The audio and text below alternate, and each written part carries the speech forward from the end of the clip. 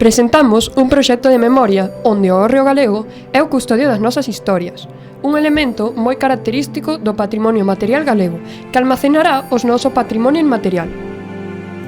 Aquí guardamos as fotografías, audios e vídeos das historias contadas polos nosos avós e avoas.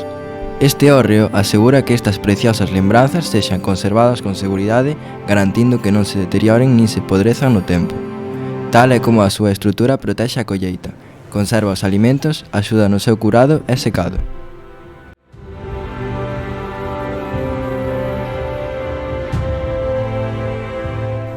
Cada fotografía é un fragmento dese tempo, onde o rural era a escola, e a casa, o universo.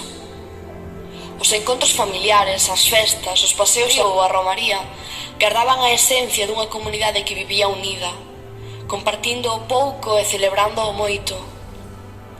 Recuperar estas imaxes é devolverlle a voz á memoria, recoñecer a dignidade das vidas cotiás e honrar a historia que nos sostén.